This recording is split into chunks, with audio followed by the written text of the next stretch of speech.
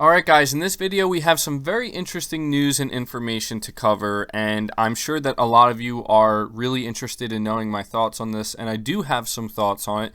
We're going to be discussing the new, leak that came out about the upcoming Xbox consoles, the Project Scarlett consoles known as Anaconda and Lockhart. Apparently there have been some spec leaks on that, and I do want to let you know right now that I am not going to be breaking down those specs in great detail in this video. There's a bunch of other videos out there that are, already doing that, and they can probably do it much better than I can. I'm not the most technical person in the world when it comes to this stuff, but I want to focus on a few numbers regarding it that I think are relevant to the conversation, such as Tflops. This is something we're going to talk about, how apparently the Anaconda version of Scarlett is targeting 12 teraflops of overall power, utilizing next-gen hardware all around, and Lockhart is targeting like 4 teraflops, but still utilizing next-gen technology. So even though it will be 4 teraflops, that doesn't necessarily mean it's going to be like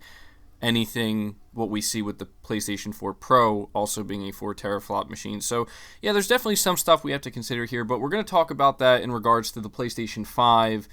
And we're also going to be talking about MLB The Show and how it seems that Sony is set to make this a multi-platform title that is undoubtedly going to be coming to rival consoles such as the Xbox and Nintendo Switch.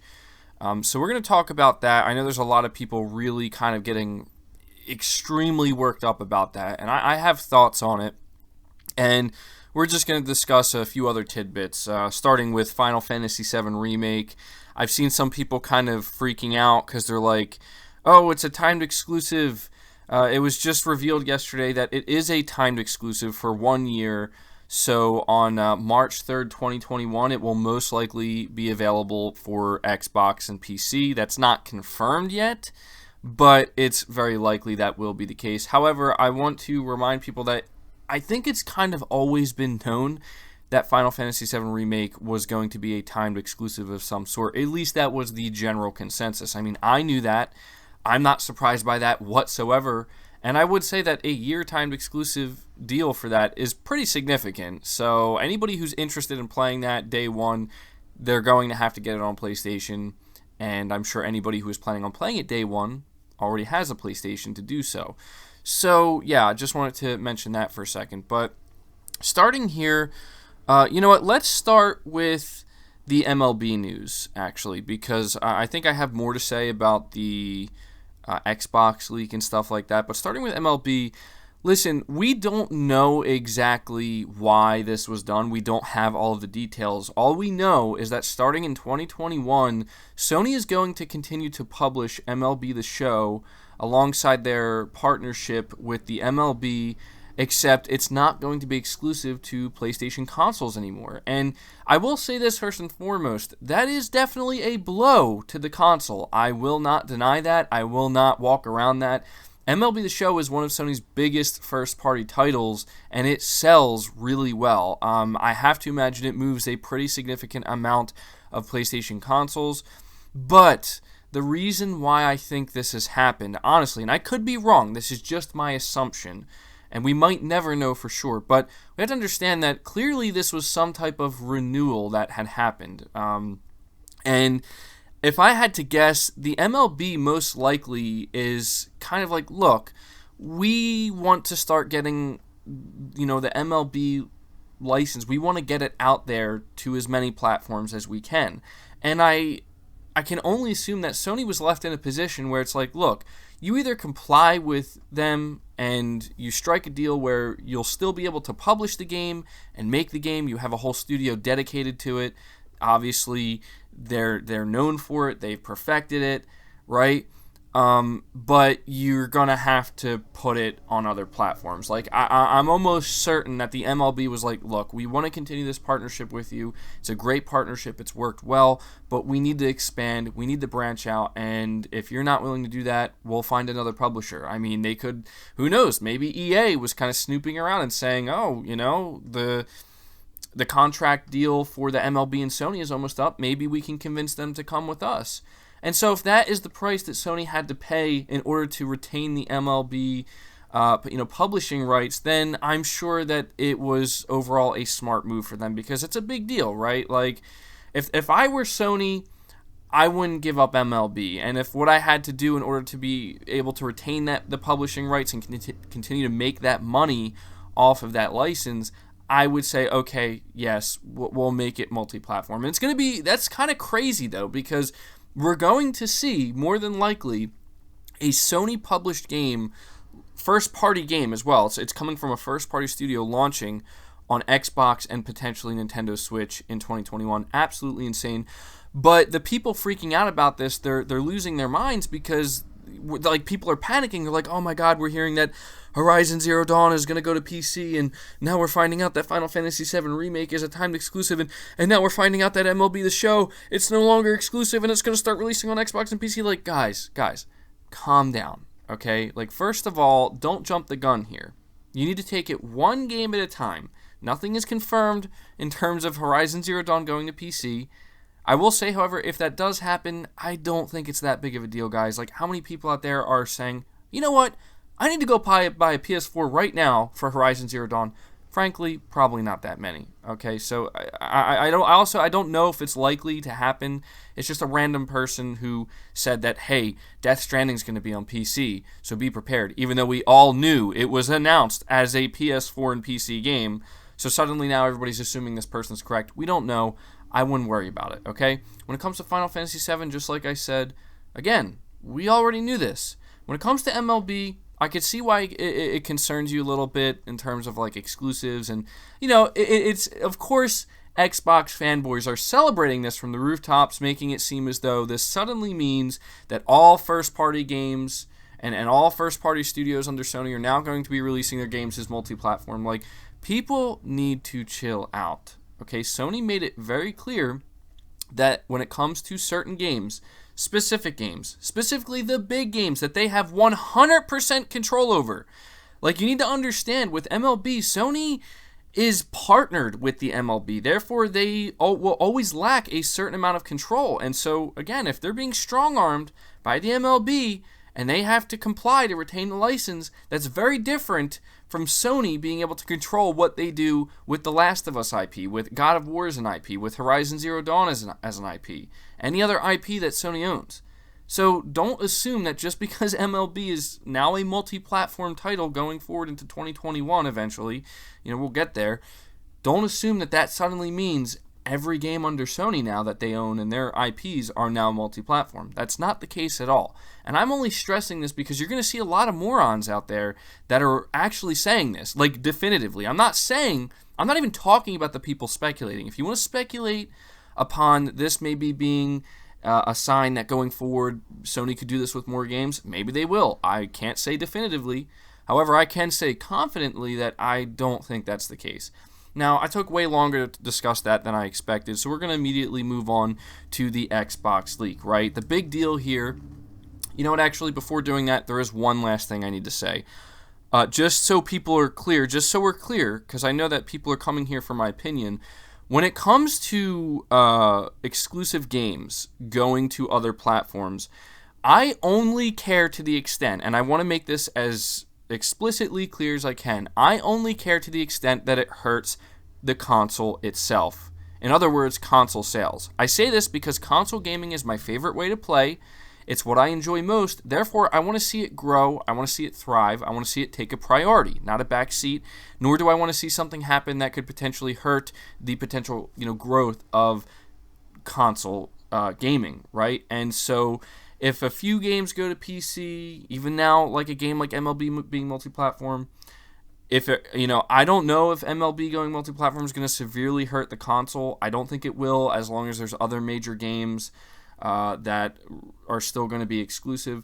But that's to the extent I care. I just want people to know it's not about me, like, oh, I don't want anybody else to play these games. It's not that. I like console gaming, and I just have this feeling, I have a hunch that if there's no more exclusives, then there's really a lot less incentive there for people to go out there and buy consoles, and the growth of the console industry at that point will see a steep decline, which would be sad for me because, again, it's my favorite way to game, and I would like to see it, take priority in some extent. So just so we're clear, that's my stance on that. But talking about this Xbox leak here, 12 teraflops apparently, right? And so this, the whole conversation begins to ensue of the PlayStation 5 versus Xbox Scarlett, power factor. Now you see Xbox fans literally losing their ever-loving minds about this and rubbing it in because, listen,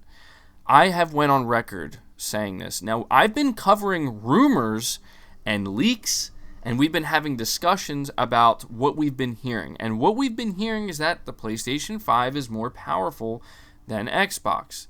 But this was all before Lockhart was essentially confirmed at this point. It's all but confirmed, okay? Lockhart, the lower-end Scarlett console. Maybe the PlayStation 5 was being compared to that. Now, I don't think that's likely because there's going to be a huge difference between the PS5 and Lockhart, and that would have been, I think, abundantly clear in the dev kits, right? But what we've been hearing overall from people on the inside and just rumors and rumblings is that the PlayStation 5 is more powerful. Now, we're hearing that Anaconda, Xbox Scarlett Anaconda, is an absolute monster of a console, which, frankly, I am not surprised by in the least. I think it's great. It does sound like a really solid console, and those specs are amazing.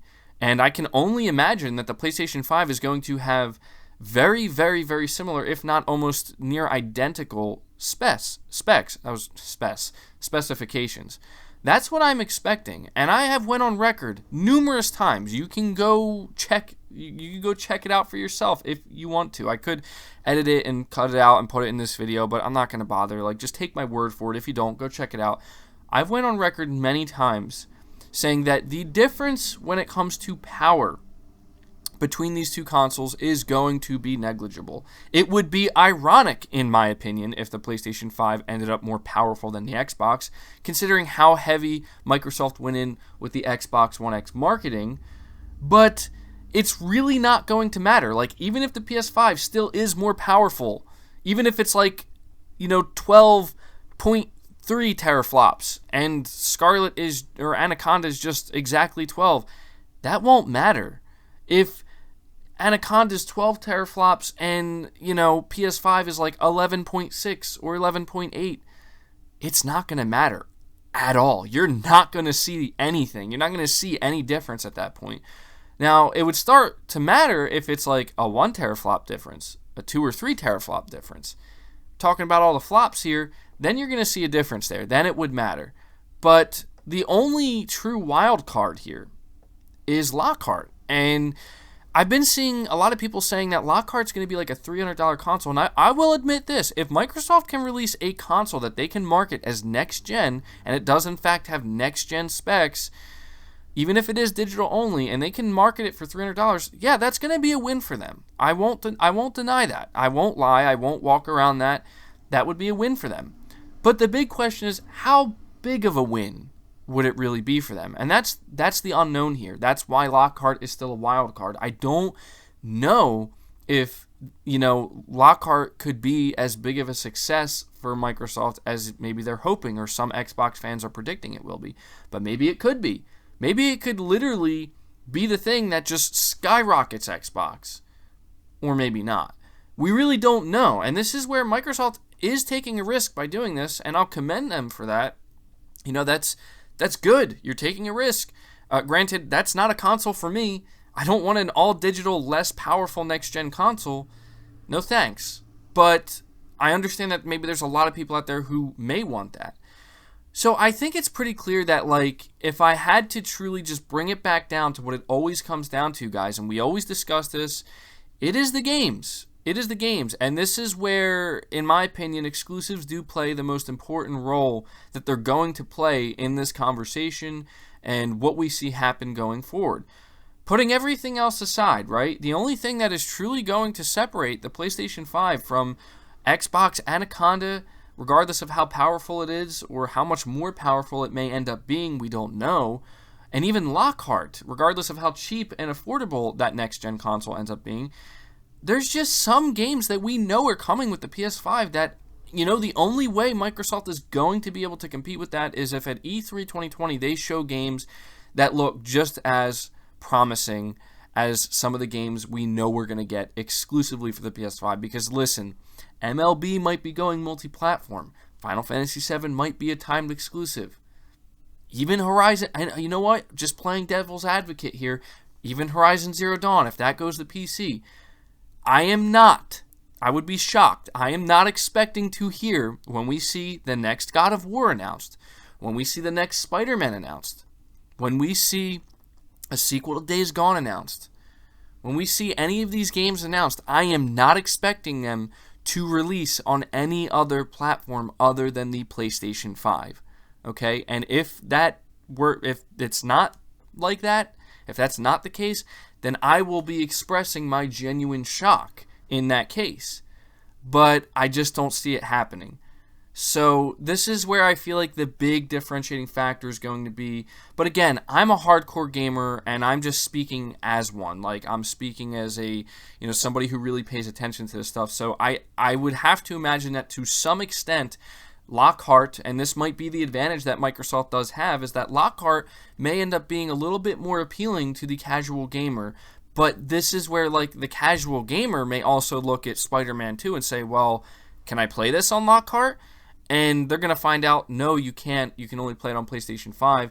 And then they're going to be like, oh, okay, that sucks. I have to pay a little bit more for the PS5. But then they buy it, and they have a really nice console. And I'm sure that within a couple months after playing Spider-Man 2 on their PS5 and then buying other games, they're going to be like, you know what? This was totally worth it. I do not feel bad about spending an extra $100 or even $200 on the PS5. So, yeah, I mean, that's the power of exclusive games there. So that's going to do it for the video, guys. It's starting to get a little bit long here. Let me know your thoughts about all this stuff down in the comments below. Again, I know a lot of you were asking for my opinion on this stuff, so that's pretty much it. To sum everything up, MLB going multi-platform, pretty sure Sony had no choice but to make that happen. Final Fantasy VII, timed exclusive for 1 year. We all saw that coming. Horizon Zero Dawn going to PC, still unknown. Don't really think it matters at this point, honestly, but still I think kind of unlikely. Xbox Anaconda, 12 teraflops of power. Lockhart, 4 teraflops, cheaper version. Xbox fans losing their minds, saying it's the greatest thing in the world. We're going to have to see about that. Big differentiating factor, in my opinion. PlayStation 5 will have exclusive games, really high-quality games that people are going to go out there and support and buy a PS5 for. So, yeah, that's my thoughts on it. Let me know your thoughts. Leave the video a like if you did enjoy it, if you found it informative, or if you just enjoyed my commentary. Subscribe to the channel. If you're new and haven't already, hit the bell notification icon so you never miss an upload, and feel free to share this video out on top of all that. But until next time, guys, take care.